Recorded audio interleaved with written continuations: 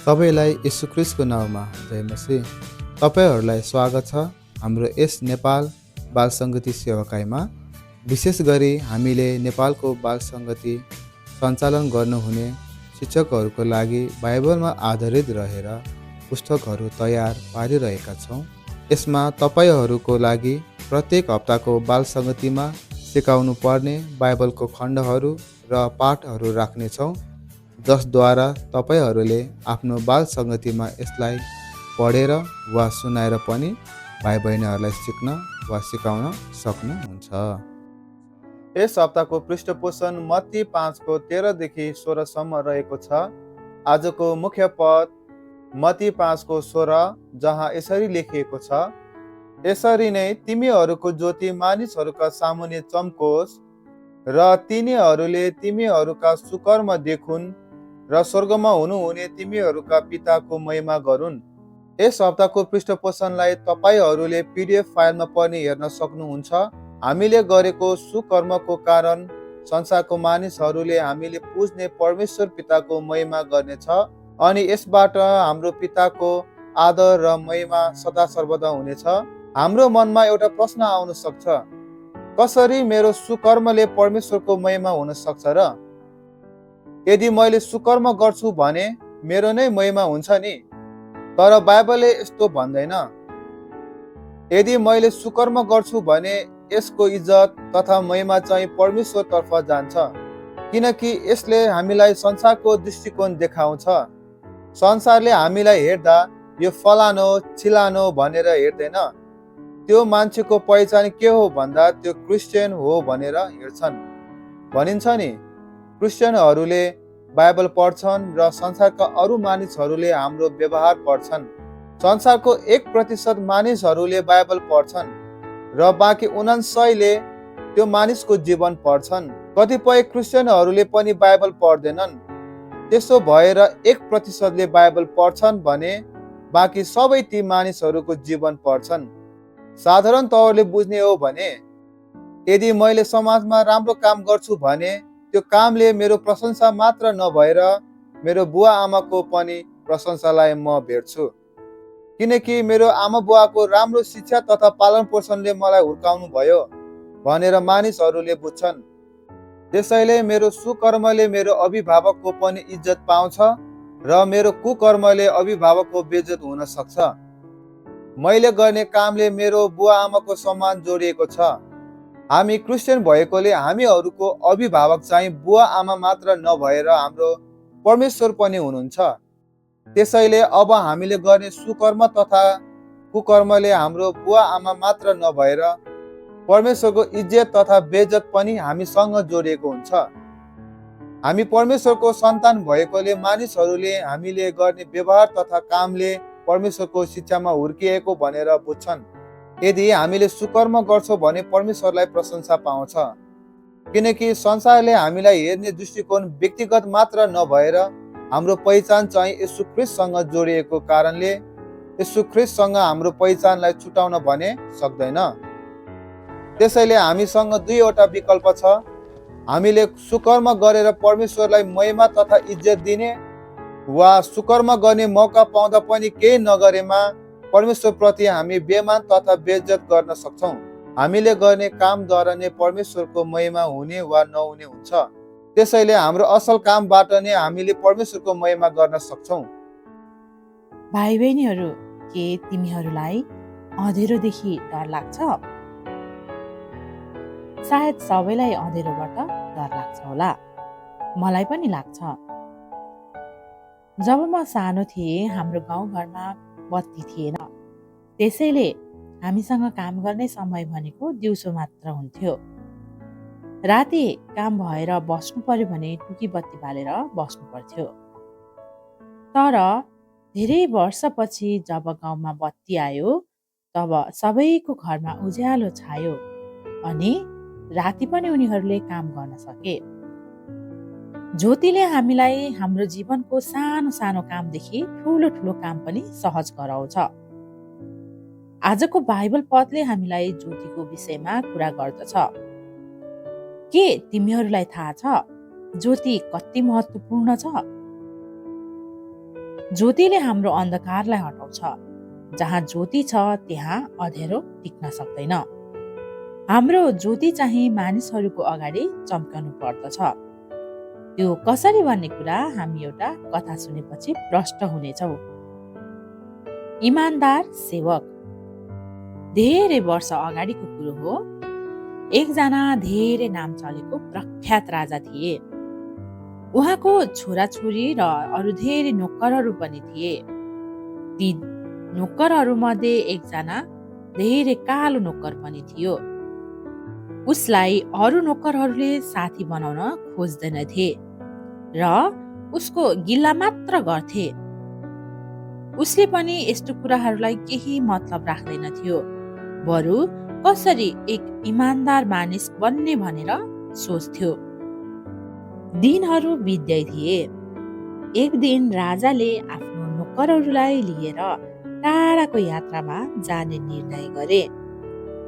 उहाँको धेरै जसो नोकरहरूले राजाको दायाँ बायाँ बसेर सुरक्षा गर्थे भने कालो नोकर चाहिँ राजाको छेउमा नै बसेर सुरक्षा दिन्थे। यो देखेर अरू बाँकी नोकरहरू पनि दङ्ग पर्थ्यो। राजासँग एउटा ठुलो बाकस थियो।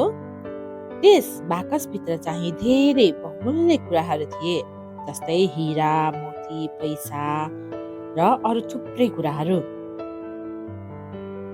जब उनीहरू यात्राको बीचतिर पुगे, राजा एक बुद्धिमानी भएकोले आफ्नो नोकरहरूको इमानदारिता जाँच्ने इच्छा गरे अनि उहाँको हातमा भएको बाकसलाई भुइँमा फालिदिए।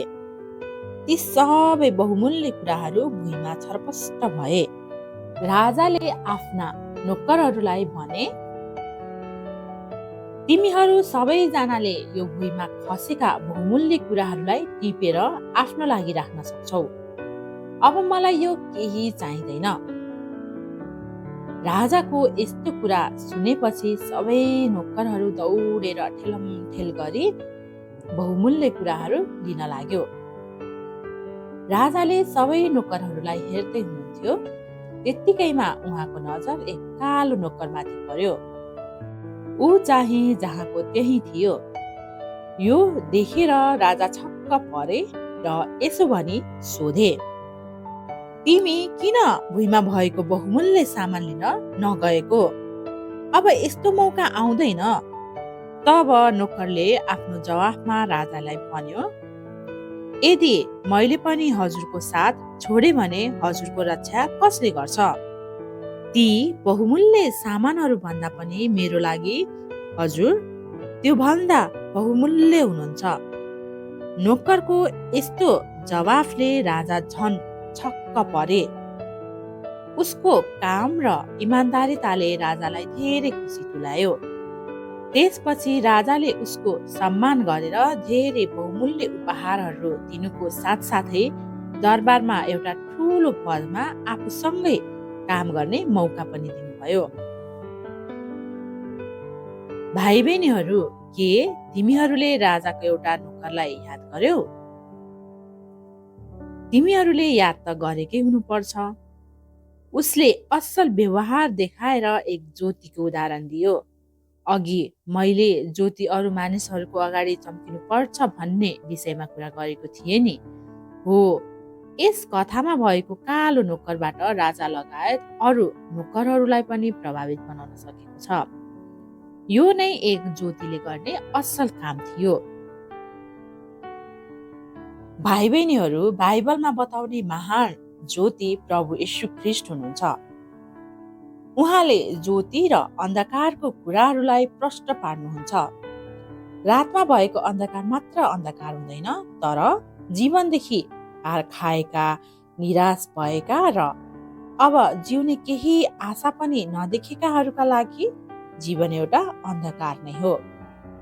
त्यसैले त्यो समयमा बरु केही उपाय नपाएर मानिसहरू आत्महत्याको बाटोलाई रोज्ने गर्दछ। भाइ बहिनीहरू, कोरोनाले हामी धेरै जसो देशहरूका मानिसहरू संक्रमित भए। अमेरिका, कोरिया, चीन र इटाली जस्ता शक्तिशाली देशहरूमा त्यसैबाट कति धेरै मानिसहरू मरे। यसले पनि त मानिसहरूको शारीरिक, मानसिक र आर्थिक सबै क्षेत्रहरूमा समेत ठुलो असर गरेको थियो, जसबाट मानिसहरूमा आशा भन्ने कुरा नै भएन। येशूले भन्नुभएको ज्योति चाहिँ आशा नभएको निरुत्साहित मानिसहरूलाई जिउनै आशा दिने हो। जहाँ आशा छ त्यहाँ जिउने सास बढ्छ। त्यसै कारण भाइ बहिनीहरू, हामी जतिजनाले प्रभुलाई विश्वास गरेका छौँ, हाम्रो पहिलो काम भनेको उहाँहरूलाई यो खुसीको खबर अर्थात् सुसमाचार सुनाउनु हो। के तिमीहरूलाई सुसमाचार भन्ने थाहा छ? सुसमाचार भनेको के होला? येशूको विषयमा नयाँ आशा र नयाँ जीवनबारे अरूमा लैजाने काम भनेको सुसमाचार हो। बाइबलमा भएका मत्ती, मर्कुस, लुका र योहन्ना गरी 4वटा पुस्तकहरू सुसमाचारका पुस्तकहरू हुन्। सुसमाचार सुनाउन हामीले कागज, पर्चा बोकेर हामी विभिन्न ठाउँमा जानु पर्दैन। भाइ बहिनीहरू, हामी होसियार हुनुपर्छ, किनभने हामीले हाम्रो छिमेकी दाजुभाइहरूमा कस्तो छाप छोडिरहेका छौँ। उनीहरूको नजर हरेक समय हामीमा हुन्छन्। त्यसैले सकेसम्म हाम्रो बोली र व्यवहारद्वारा अरूको लागि उदाहरणीय बन्न कोसिस गर्नुपर्छ, किनकि यस्तै कुराहरूबाट तिनीहरूले परमेश्वरको महिमा गर्छन्। भाइ बहिनीहरू, हामी ज्योति जस्तै हुनुपर्छ, जसले सबैजनालाई उज्यालो दिन्छ। त्यसै गरी हामीले पनि आफ्नो ठाउँमा बसेर अरूलाई सहायता गर्ने, आशा दिने जस्ता कामहरू गर्नुपर्छ। यो सबै कुरा चाहिँ हामीले येशूमा भरोसा गरेर मात्र गर्न सक्छौँ। भाइ बहिनीहरू, अन्तमा म यो भन्न चाहन्छु कि हामीले गरेको बोली र व्यवहारले मात्र अरूको लागि ज्योतिको काम गर्न सक्छ र त्यति मात्र नभएर प्रभु येशूलाई पनि महिमा दिन सक्छौँ। तपाईँले गर्नुभएको सेवाकाई एकदमै महत्त्वपूर्ण छ र परमेश्वरले तपाईँहरूको सेवाकाई अवश्य नै मनन गर्नुहुन्छ। परमेश्वरले तपाईँहरूको सेवाकाईमा स्वर्गीय आशिष दिनुहुन्छ। तपाईँहरूको लागि हामीले पाठहरू बनाइरहेका छौँ र तपाईँहरूले तलको लिङ्कमा गएर पाठहरू हेर्न सक्नुहुन्छ। यदि तपाईँहरूलाई हामीले बनाइरहेको पाठ राम्रो लाग्छ भने तपाईँहरूले आफ्नो एकता सङ्गतिका, बाल सङ्गतिका शिक्षकहरूलाई सेयर गर्न सक्नुहुन्छ र हामी यस्तै बाल सङ्गतिका पाठहरू लिएर आउनेछौँ। तपाईँहरूले हाम्रो यस च्यानललाई लाइक, सब्सक्राइब अनि सेयर गर्न सक्नुहुन्छ। सबैलाई जय मसीह।